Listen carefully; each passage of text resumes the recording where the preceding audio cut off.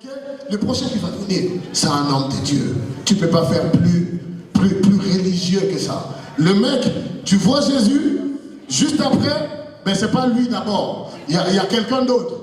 Après, c'est quelqu'un d'autre, il y a beaucoup d'autres gars après à lui. Ok? Ce mec, les deux premiers qui sont passés viennent de l'écurie de Juste Parfait et de Fortuné, mais lui, il vient d'une autre école. Une école qu'on appelle les sapeurs de rire de Zédem. Alors, sous vos applaudissements, veuillez accueillir Mister Cardinal.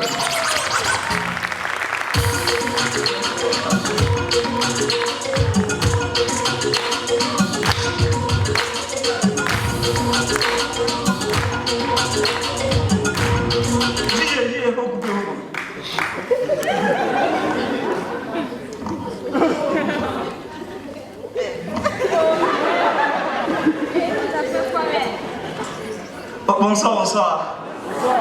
Moi, c'est Cardinal. Bon, à chaque fois que je dis que c'est Cardinal, les gens pensent toujours à l'église. Bon, c'est pas... Hein, je suis Cardinal, mais à la différence, moi, je n'ai jamais été poursuivi de pédophilie. Donc, moi j'aime prier, mais on n'a pas encore mis mon nom parce que je prie trop, je prie beaucoup. Donc, en fait, mais vous aussi, quand vous venez prier à l'église, hein, prenez-moi le temps de vous brosser. S'il vous plaît, brossez-vous. Tu te réveilles le matin avec une mauvaise haleine et tu pries Dieu. Et tu veux que Dieu puisse exaucer tes prières.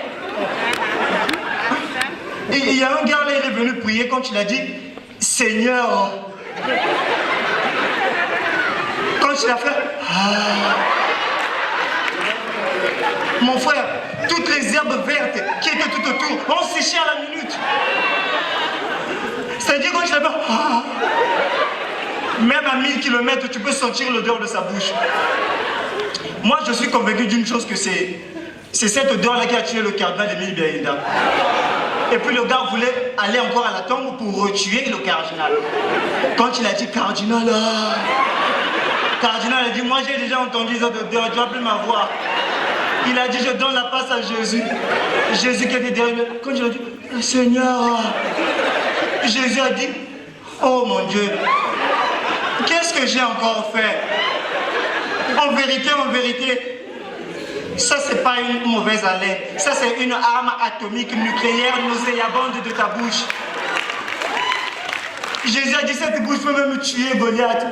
Et les femmes, bonne fête à toutes les femmes. Vraiment bonne fête. Moi, ma mère à la maison, il faut parler de ma mère. Moi, ma mère à la maison, elle est extraordinaire. Nous avons une boutique. Dans la boutique de ma mère, derrière elle n'a pas mis la photo du président de la République. Elle a écrit, dans ma boutique, le client n'est pas roi. Car ma boutique n'est pas un royaume. Ma mère ne propose pas un produit à un client, ma mère impose et le client dispose. Donc, moi j'adore ma mère. Quand tu viens acheter quelque chose, tu dis, Kogo, demi-pain et la viande. Ma mère prend l'argent, elle prend les 500. Elle ouvre le pain, elle met la mayonnaise, elle met le ketchup. Elle porte 300 et le pain, elle te remet, elle dit, va mettre la viande à côté, chez moi la viande est finie.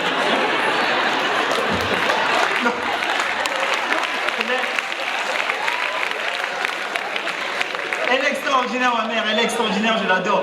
Et dans la boutique de ma mère, quand tu viens acheter quelque chose, soit le truc que tu cherches ne se trouve pas dans la boutique, soit elle n'a pas de monnaie. Mais bizarrement, elle a toujours la solution. Hier, un petit est venu acheter le cube. Elle dit, Coco, le cube. Ma mère à la place donne le sel.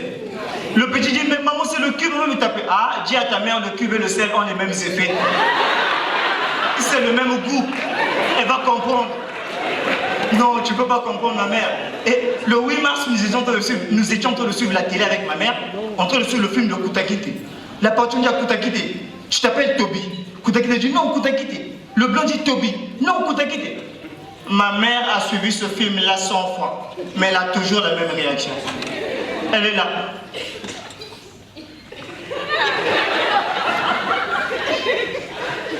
Koutakite, accepte le nom de Toby. Accepte, le blanc est mauvais, il va te couper le pied. Oh, Koutakite, accepte. Koutakite, accepte. J'ai suivi ce film-là hier. Il a fait la même chose en Koutakite hier. Il va te couper le pied, accepte. Et sur ce, on a coupé le pied de Koutakite, ma mère. Voilà. Koundakete, vous les noirs, toujours têtus. Je t'avais prévenu, non? Vous les noirs, à la place du cerveau, vous n'avez que des coups de poing pour vous battre. Koundakete, il faut parler, c'est un problème de dialogue. Hein, Koundakete? Mais, maman, c'est avec la télé que tu parles. Tu te tais. Toi, tu connais mon niveau d'études. Tu me prends pour une idiote. Moi, j'ai commencé mes études à l'Université nationale de Mariam-Boabi. Et je l'ai terminé à l'école maternelle de Poto-Poto. Il faut me respecter. Tu me rends mon idiote. Bon, dis-moi, 7 x 4. Maman, 7 x 4, bon, nous on n'a pas encore fait ça à l'école, hein. Bon, toi-même 7 x 4. Ici, c'est moi qui pose les questions, pas toi. Ma mère, elle est comme ça. Elle a dit, si tu blagues, je te gifle.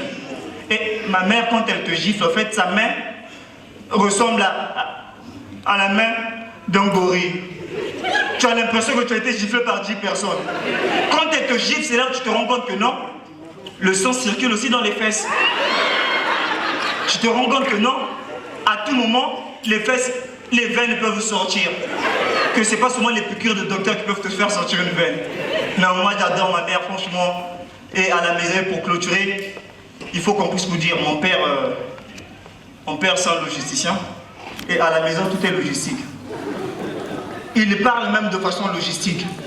Il drague de façon logistique. Hier, il a dit à ma mère, la journée du 8 mars, il vient dire, chérie, donne-moi la gestion aéroportuaire de ton cœur. Chérie, toutes les transactions d'amour que j'ai effectuées ont été arrêtées à la douane.